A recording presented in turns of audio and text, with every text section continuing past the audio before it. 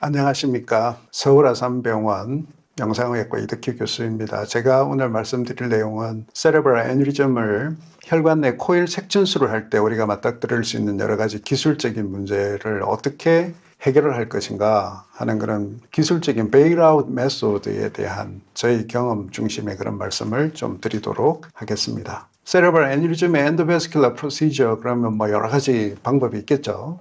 최근에 이제 플로우 다이버전도 많이 하고 플로우 디스럽션도 하고 있는데, 제가 오늘 말씀드릴 내용은 다양한 코일 색전수를 함에 있어서 생기는 문제들에 대한 내용을 중심으로 다뤄보도록 하겠습니다. 베일아웃 그러면 우리가 IMF 때 구제금융을 받았죠. 그 구제금융 자체를 베일아웃이라고 그러더군요. 근데 동사형으로 쓸 때 이 베일아웃 그러면 여러 가지 안 좋은 상황에서 이제 벗어나는 그런 거를 베일아웃이라고 하는데, 요 세 번째 뜻 rescue someone or something from trouble or difficulty 되어 있는 요 뜻이 잘 맞는 것 같습니다. 상식적으로 알아두면 좋을 것 같고요. 우리가 코일 엠볼리제이션을 하면서 이렇게 경험할 수 있는 문제 중에 가장 큰 게 결국 이 두 가지죠. 인트라 프로시저 럽처에 의해서 블리딩 컴플리케이션이 생기는 거. 또 하나는 트롬보엠볼리즘에 의한 그런 컴플리케이션 요건데, 그 외에도 여러 가지 그런 기술적인 문제가 있을 수 있습니다. 이 내용을 2018년 Interventional Urology 저널에 이연권 교수께서 여러 선생님들과 같이 이렇게 정리한 내용이 있으니까요. 참고하시면 좋을 것 같습니다.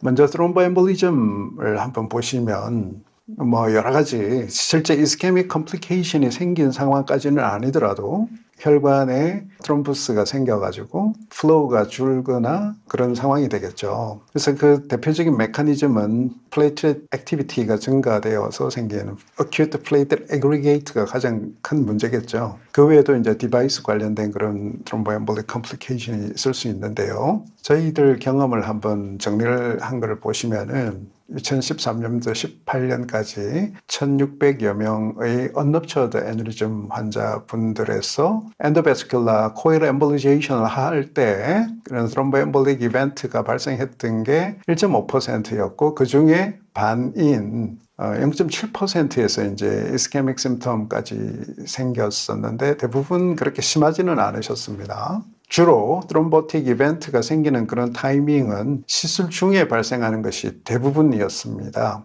그리고 나머지는 이제 대부분 하루 이내에 발생을 하게 되는데, 그 이후에 발생하는 경우는 굉장히 드물기는 합니다. 그리고 다행히 대부분 굿 펑셔널 아웃컴을 보이는 걸로 되어 있어서 다행입니다만은, 실제 우리가 경험하게 되는 경우를 한번 예를 보시면은요, 이런 와이드 넥 디스탈 ICA 애뉴리즘 환자분에서 스탠트 어시스티드 코일링을 하고 있습니다. 처음에는 코일이 잘 들어가고 있었죠. 그러던 중에 이렇게 뭔가 뭉글뭉글한 사처럼 필링 디펙트가 컨트롤 엔지오그램에서 보이고 있습니다. 그래서 이거 트롬보스가 생기고 있네라고 생각하고 엔지오그램을 찍어보니까 바로 이렇게 굉장히 급속하게 증가하는 걸 알 수 있죠. 그래서 acute platelet aggregation이 생기면 굉장히 빨리 진행한다 하는 것을 알 수가 있습니다. 그래서 저희들이 바로 IV 티로피반을 주고 시간이 조금 경과하니까 바로 점점점 감소하고 있죠. 조그만한 필링 디펙트 남는 그런 양상인데, 이거는 또 점차 더 좋아질 것입니다. 그래서 이런 그 acute platelet aggregation은 과거에는 굉장히 문제였는데, 이러한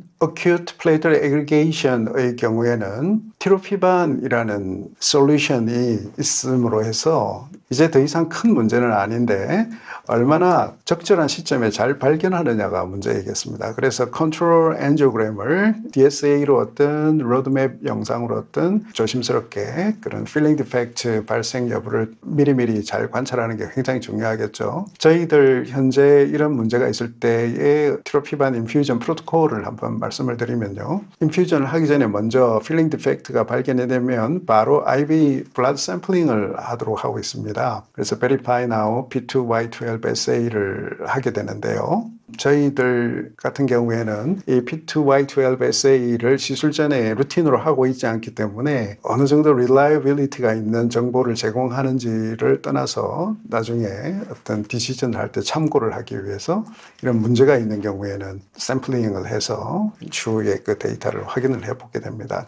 그리고 나중에 의사결정에 좀 참고를 하고 있습니다. 그리고 티로피반은 IV로 주로 주고 있는데요. 이때 환자의 체중을 실제 체중의 한 50이나 75% 정도의 체중으로 계산을 합니다. 왜냐하면 이미 듀얼 안티플레이트렛 로딩이 되어 있는 상태이기 때문에 풀 도즈 티로피반을 또 쓴다는 것은 상당한 버든이 있을 수 있기 때문입니다. 그리고 시간상 여유가 없기 때문에 그 처음에 이니셜 로딩 도즈를 30분에 걸쳐서 인퓨전 하게 되어 있는데 풀 드립으로 인퓨전을 하게 되고 그 이후에 메인테넌스 도즈를 24시간 정도 이제 유지를 하면서 그게 끝나기 전에 안티플레이트렛 레지멘과 도세지를 모디피케이션을 이제 결정을 하게 되는데요.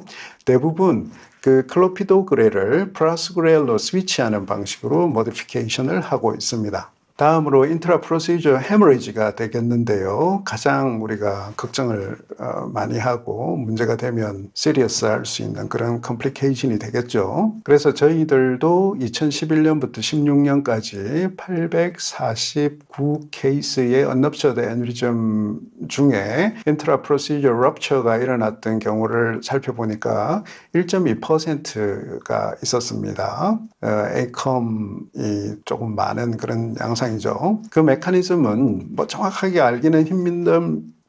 알기는 어렵습니다만은 포칼 코일 루프나 매스에 의한 그런 디스텐션이 가장 많았고 마이크로 카테터 팁 자체가 퍼포레이션을 일으킨 경우도 있었습니다. 다행스럽게 이 10명의 환자분들이 물론 MRS 3점, 2점, 2점 이렇게 해서 모비디티가 남은 부분도 있었지만은 상당히 좋은 아웃컴을 보이고 있었다는 점에서 인트라프로시저럴 퍼포레이션이 일어났다고 해서 모두 그레이브한 아웃컴으로 간다는 것은 아니라는 점을 염두에 두고 대처를 하는 게 필요할 것 같습니다. 증례를 한 케이스 보여드리면요. 오른쪽 에이컴 아트리 오리진 애뉴리즘이었습니다. 로빌레이션이 있는 와이드넥 뱅벤이었는데 이 페어런트 아트리인 ACA A1 세그멘트하고 애뉴리즘의 메인 엑시스가 이처럼 버티컬, 퍼펜디큘러한 지오메트리로 있었습니다. 그러다 보니까 마이크로 카테터를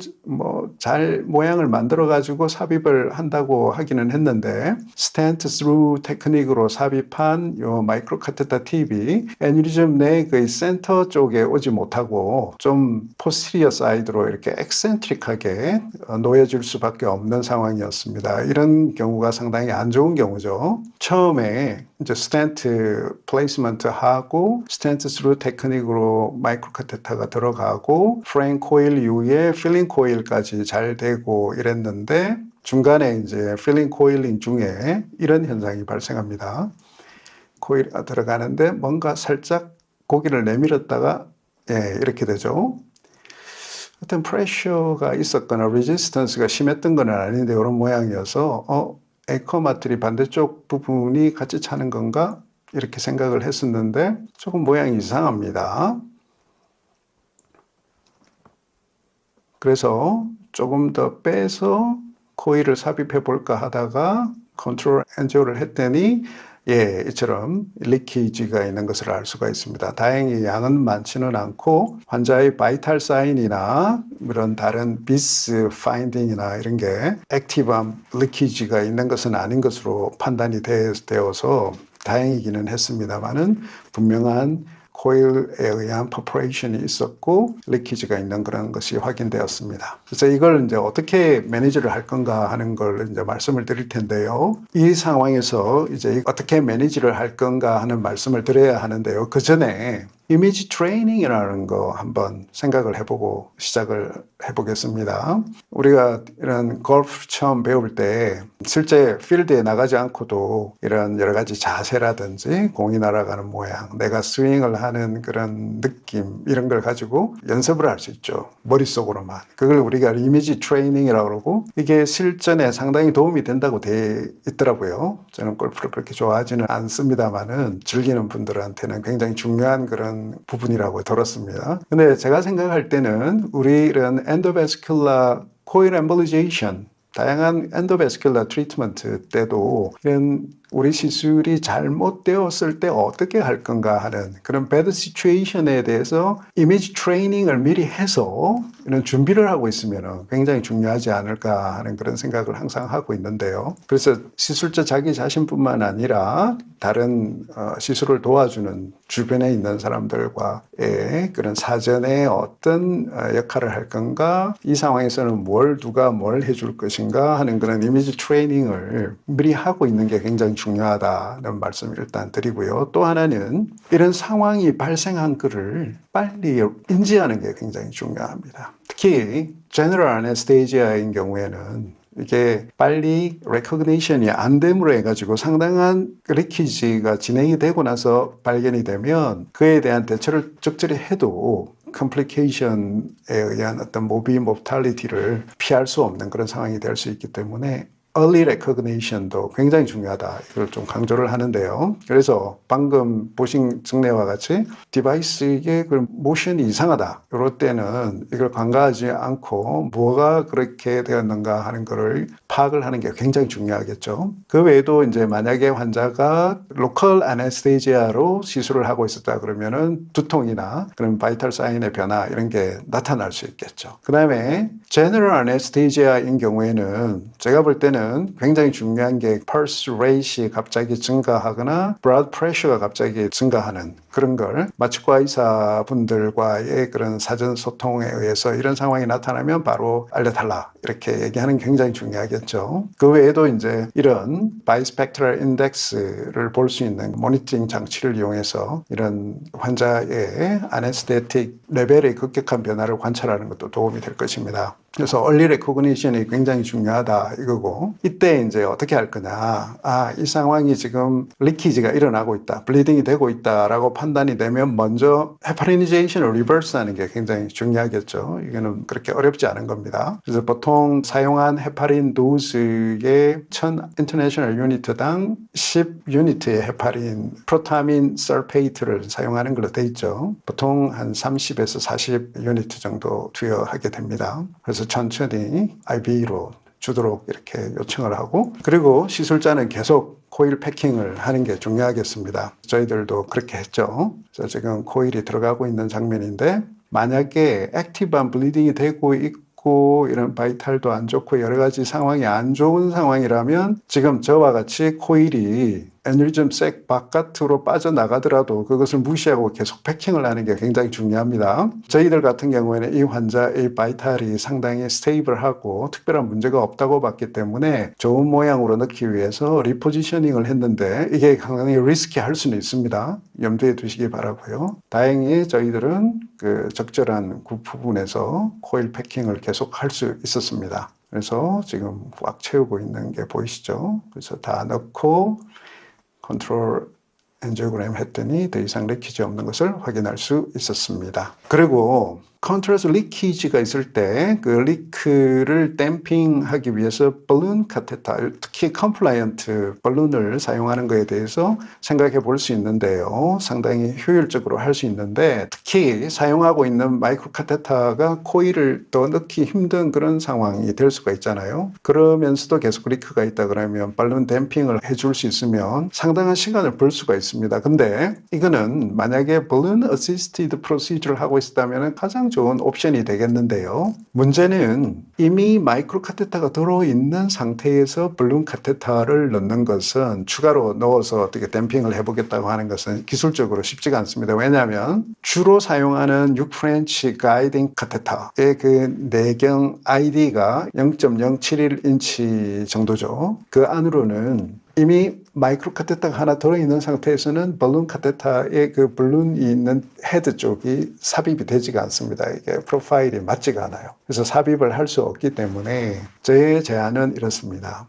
일단 이런 발룬을 사용해야 되는 그런 상황이 되기 전에 먼저 지금 하고 있는 패킹에 최대한 집중해서 막을 수 있는 데까지 막는다라고 생각을 하시고, 두 번째 이걸로 안 되겠다 그러면은 또 다른 마이크로 카테터를 한 번 더 시도를 해보는 게 필요합니다. 그래서 내가 패킹을 하고 있는데 포지션이 안 좋고 마이크로 카테터의 모양이나 이런 게 적절하지 않다 이러면은 어시스트에게 또 다른 마이크로 카테터를 준비해서 그걸 모양을 적절하게 다시 쉐이핑을 하든지 해서 해달라고 하고 계속 나는 이제 패킹을 하고 있고요. 그리고 그걸 두 번째 마이크로 카테터를 삽입을 하면서 또 추가적으로 그러면 더블 마이크로 카테터 테크닉이 되겠죠. 그래서 최대한 카테터 두 개로 이제 시도를 하는데 그래도 안 될 수 있으니까 어시스트에게 컴플라이언트 발룬 카테터도 하나 더 준비를 하게 요청을 해 두는 게 굉장히 중요합니다. 그래서 만약에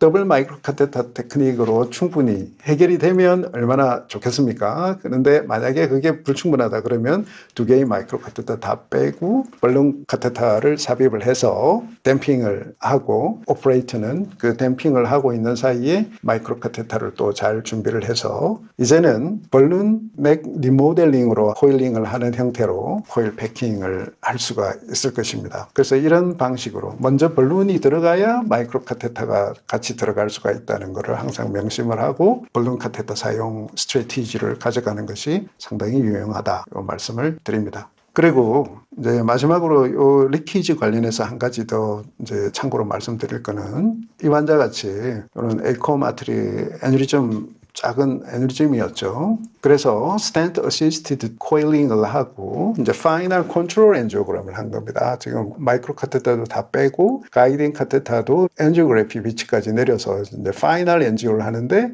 아주 소량의 컨트라스트 리키지가 관찰이 됩니다. 이런 상황이 매우 드물지만 가끔씩 있을 수 있습니다. 이거는 아마도 프로시저 중에 코일이라든지 카테터라든지 이렇게 아주 작은 리크 포인트를 만들어 놨었고, 이게 이제 풀 볼륨의 컨트라스트 인젝션을 하면서 인트라바스큘러 프레셔도 약간 높아진 그런 것 때문에 순간적인 리키지가 생기는 거거든요. 그래서 이런 경우는 저거를 또 무슨 코일을 더 넣어서 막는다든지 아니면 발룬으로 댐핑을 또 해둔다든지 이렇게까지 안 가도 됩니다. 대부분 한 10분 정도 기다려보면 저절로 좋아집니다. 아주 일시적인 현상일 가능성이 높기 때문에 이때 너무 저기에다가 오버 리액션을 하는 거는 불필요합니다. 실제 이 환자 같은 경우에도 다시 컨트롤 엔지오그램을 했더니 그 부분이 더 이상 리키지가 없는 것이 확인돼서 프로시저 종료했고 그 이후에 아무 문제가 없었습니다. 그래서 저는 이런 거를 비나인 리키지라고 해도 되지 않겠나 이렇게 생각하는데, 여러분들의 생각은 어떠실지 모르겠습니다. 이와 같이 코일 엠볼리제이션, 엔도바스큘러 애뉴리즘 트리트먼트 중에는 언제든 이런 예측치 않은 그런 리키지가 발생할 수 있는데요. 근데 이게 우리 시술자들이 침착하게 대응만 한다면 대부분의 경우에 다 이렇게 매니지를 할 수가 있는데, 중요한 거는 다시 한번 강조드리면은 이미지 트레이닝을 해서 오퍼레이터, 어시스턴트, 서큘레이팅 너스, 아네스테지올로지스트 이런 분들을 다 같이 이런 준비된 팀워크가 좀 더 요구된다는 것을 다시 한번 강조합니다. 이와 같이 스럼보시스나 럽처 같은 이런 문제뿐만이 아니라 코일이 프리머처 디태치 된다든지 코일 루프가 스트레칭이 일어나거나 아니면 스텐트하고 코일 루프가 이렇게 인탱글 된다든지 하는 다양한 문제들이 생길 수는 있는데요. 마지막으로 제가 하나 더 말씀드릴 것은 이런 다양한 디바이스의 마이그레이션이나 허니에이션이 있을 때는 어떻게 대처할 건가, 요거 더 말씀을 드리면서 정리를 좀 해보겠습니다. 자주 이제 우리가 보게 되는 내용이죠. 코일을 하는데 디태치된 코일이 루프가 허니에이션이 일어나는 그런 상황이죠. 그래서 우리가 이제 대표적으로 우리가 많이 쓰는 용어 베일아웃 스탠팅 이렇게 쓰는데요. 그 튀어나온 코일을 여기 보면 지금 코일을 집어넣고 제거를 했는데 보면 이렇게 코일 루프가 튀어나왔죠. 그래서 이럴 때 스텐트를 설치를 함으로써 그 튀어나왔던 코일 루프가 다시 색 안으로 이렇게 들어갔습니다. 그래서 베일아웃이 됐죠. 그래서 이렇게 깨끗하게 이렇게 되는 경우가 있을 수가 있는데, 그렇지 않더라도 예를 들어서 이렇게 허니에이션 된 코일 루프가 스텐팅을 하고 나서도 이게 다시 리커버리가 안 되는 경우가 있을 수가 있습니다. 옆에서 보면 이렇게 한쪽으로 붙어 있죠. 이처럼 코일 루프가 색 안으로 들어가지 않더라도 이 허니에이션 된 루프가 스텐트에 의해서 이렇게 월 쪽에 이렇게 태깅이 딱 됨으로써 베일아웃이 적절하게 될 수 있다는 것도 생각해 주시기 바랍니다. 그래서 이거 모양이 안 좋다고 해서 너무 실망하실 필요는 없습니다. 결국 스텐트 메쉬에 루프가 하나 더 있는 그런 모양밖에 되지 않기 때문에요. 또 하나, 이런 스텐트가 굉장히 그 베일아웃에 큰 역할을 하고 있습니다만은 이런 경우가 있을 수가 있습니다. 이 경우는 보통 클리핑을 하면 좋았을 케이스인데 여러 이유로 우리가 스텐트 어시스티드 코일링을 하게 되었던 케이스인데요. 이렇게 스텐트를 설치를 하고 코일이 들어갈 때 처음에는 잘 들어갔습니다. 괜찮은 모양이죠. 근데 코일 패킹을 더 하다 보니까 이게 조금 더 통통해지면서 이 브랜치 베슬이 매우 좁아지면서 이제 플로우가 넓어지는 것을 발견을 하게 됐습니다. 그래서 여기 이제 베일아웃 스텐팅을 하나 더 이제 해야 되는 그런 상황인데, 이때 이와 같이 스텐트가 들어있고 좁아진 이런 브랜치 이런 데는 유저런 마이크로 카테터가 잘 안 들어갈 수가 있습니다. 이때는 로우 프로파일 마이크로 카테터이면서도 스텐팅이 추가로 삽입될 수 있는 이런 카테터를 선택을 하면 좋은데요. 그래서 프라울러 10 마이크로 카테터가 그런 역할을 잘 해주더군요. 그래서 이런 경우에는 이제 더블 스텐팅을 이제 할 수 있게 되겠습니다.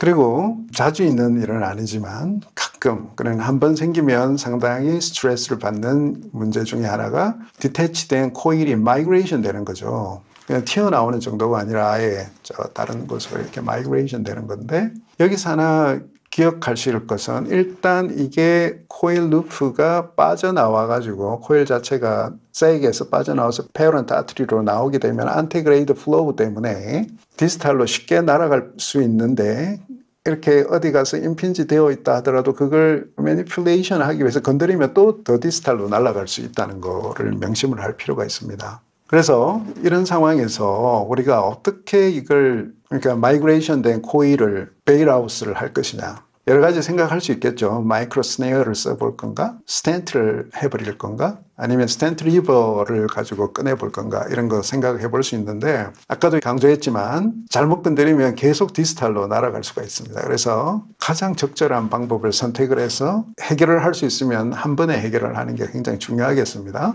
이 경우를 한번 보겠습니다. 굉장히 톨처스한 그런 분이었죠. 그래서 이렇게 프록시말 AC A1 쪽에 와이드넥의 작은 에너짐이 있었습니다. 그래서 코일 엠볼리제이션을 하고 있는데 스텐트 없이 했죠. 마지막 피니쉬 코일까지 이렇게 잘 들어갔습니다. 그래서 그 상황에서 이제 마이크로 카테터를 제거를 하고 있는 상황인데요. 이렇게 와이어를 넣고 카테터를 빼고 있는 장면, 밀고 당기면서 빼는데 마지막 피니쉬 코일이 튀어나옵니다. 날아갔죠. 그래서 지금 다시 컨트롤 엔지오그램을 해보고 있는 그런 장면이고요. 저희들이 21 마이크로 카테터를 삽입을 해가지고 스네어링을 하려고 지금 진입을 하고 있는 장면입니다. 또 더 날아가죠. 그래서 이제 와이어를 빼고 21 마이크로 카테터를 통해서 지금 스네어를 삽입을 하고 있는 겁니다. 스네어가 올라가고 있고요. 지금 올라갔습니다. 지금 스네어를 디플로이를 하고 있는 장면이고요.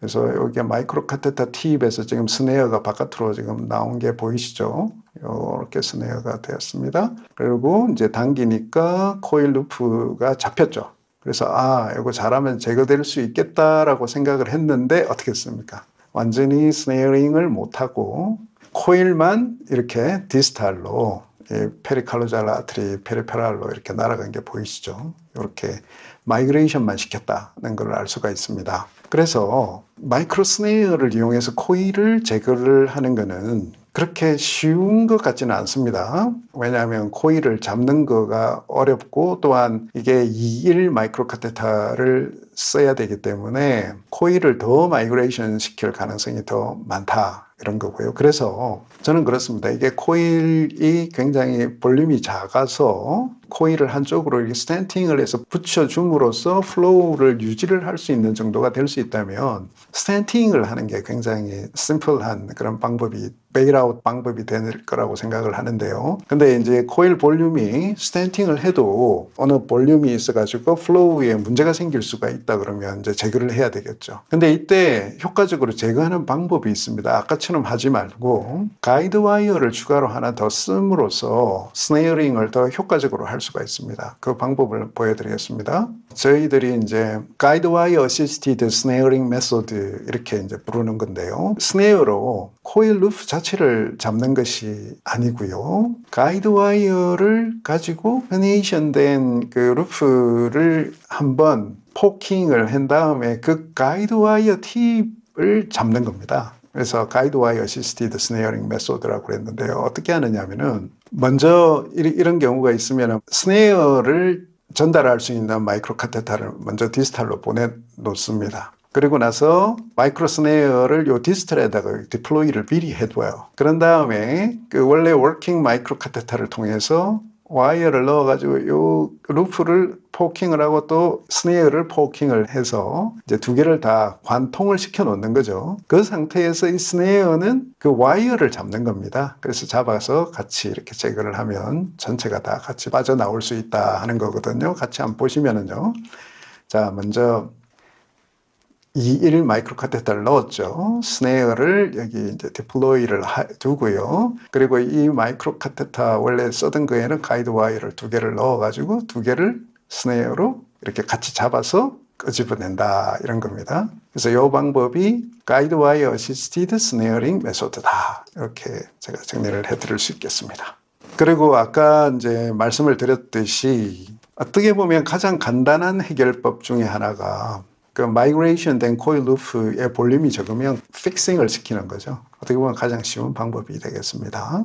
그리고 이 두 방법이 다 안 통한다. 도저히 잡을 수도 없고 스탠팅도 하기에 너무 아트리 자체가 작다 이러면 이처럼 아까 그 케이스입니다. 마이그레이션 된 코일을 난 less eloquent한 코티칼 아트리 쪽에 이렇게 아주 페리페리까지 밀어버리는 거죠. 이런 방식으로 하는 것도 생각을 해볼 수 있겠습니다. 그 다음으로 실제 이제 코일 패킹을 다 했는데 끄집어낼 수도 없는 상황인데 사이드 브랜치가 컴프로마이즈가 된 게 확인이 되는 그런 경우가 있을 수가 있는데요. 특히 anterior choroidal artery origin IC의 애누리즘 코일링을 하다 보면 그런 일이 가끔씩 있을 수 있는데 이때 이제 해볼 수 있는 게 사용했던 디태치한 딜리버리 마이크로 카테터를 애누리즘 색 안으로 이렇게 넣어가지고 어떻게 매니플레이션을 해가지고 코일 루프를 디스플레이스 시켜서 브랜치 오리파이스를 조금 더 열어보겠다 뭐 이런 시도를 해볼 수는 있겠지만 대부분 통하지 않죠. 이때 이제 생각해 볼 수 있는 게 그러면 이 디태치된 코일 전체를 한번 제거를 해보는 것은 어떨까 생각을 해볼 수 있겠죠. 그래서 저희들은 사실은 이렇게 이 경우 같이 이렇게 작은 anterior choroidal artery origin aneurysm이든지 이런 크리티컬한 브랜치를 가지고 있는 작은 애뉴리즘 같은 경우에는 투 코일 테크닉이라고 해가지고 코일 두 개만 이용해서 패킹을 하고 디태치 두 개 다 하지 않은 상태에서 anterior choroidal artery 브랜치가 잘 살아있는 걸 확인하면 두 개를 이제 디태치를 하는 해서 제거를 하는 그런 방식을 선호를 하고 있는데요. 이 경우도 이제 처음에는 투 코일 테크닉으로 코일링을 했습니다. 투 코일 하고 봤더니 피콤, anterior choroidal 둘 다 잘 보이죠. 근데 코일 매스가 그렇게 마음에 안 들지 않습니다. 그래서 이 정도면은 괜찮겠지 하고 또 작은 코일 하나를 더 이제 삽입을 했습니다. 이제 하고 나서 컨트롤 엔지오를 했는데 피콤 아트리만 보고 엔티리어 코로이달 아트리가 안 보이는 거죠. 그래서 그 코일을 마지막 코일을 제거를 했는데 이때 이미 트롬보스가 생겼는지 어땠는지 모르지만 더 이상 엔티리어 코로이달 아트리가 안 보입니다. 그래서 난감한 그런 상황이었는데 여기가 보면은 조금 루프가 이렇게 여유가 있어 보여서 저희들은 어떻게 해결을 했냐면은 조금 여유가 있어 보이는 부분으로 그 가이드 와이어를 포킹을 해가지고 이렇게 튀어나온 가이드 와이어 팁을 스네어로 이렇게 잡아서 이렇게 전체를 제거하는 프로시저를 한 적이 있습니다. 그래서 저희들은 그거를 thread and catch 테크닉이라고 이렇게 불렀는데요. 아주 제한된 그런 경우에서 사용할 수 있는 그런 방법이 되겠습니다만 이런 베일아웃 메소드도 적용할 수 있다는 걸 보여드립니다. 이상과 같이 해서 여러 가지 troubled situation, 안 좋은 상황을 맞이할 수가 있는데요. 이런 complication들은 우리가 제대로 파악을 하고 조기에 발견하고 그리고 그 메커니즘을 잘 이해하고 이런다면은 그걸 해결을 하는 거는 그렇게 또 어렵지 않은 문제가 될 수가 있습니다. 그래서 예를 들면 intra-procedure platelet aggregation이 생겼다 이러면은 별 문제 아니라 그랬죠. 그래서 요 경우에는 early identification이 굉장히 중요하다. 이렇게 다시 한번 강조를 드리고요. 바로 티로피반을 쓰면 되죠. 그래서 IV로 쓸 거냐, IA로 쓸 거냐, 이거는 이제 각 기관에서 익숙한 방식으로 이렇게 해결을 하시면 될 것 같고요. 또 하나, intra-procedural aneurysm perforation 같은 경우에는 드물지만 이게 상당히 문제가 심각해질 수가 있죠. 그래서 이거는 어떻게 잘 해결하는가 하는 거는 계속 코일 패킹을 해서 리크가 안 일어나도록 하는 게 중요하다고 했는데 그게 잘 안 됐을 때는 벌룬도 쓰고 또 다른 방법을 이용하고 하는 건데 이걸 우리 팀들과 사전에 이미지 트레이닝을 잘 해놓음으로 해서 신속하게 이런 상황들을 해결을 해 나갈 수 있는 그런 마음의 준비를 미리미리 하고 있는 게 굉장히 중요하다는 거를 다시 한번 강조드리고요. 그래서 침착하게 그리고 자신을 믿는 그런 시술 자세 이런 걸 계속 견지를 해주면은 우리가 원치는 않지만 피할 수 없는 이런 문제들을 맞닥뜨렸을 때 잘 해결을 할 수 있을 것이라는 것을 말씀드리면서 제 말씀을 정리를 하도록 하겠습니다. 감사합니다.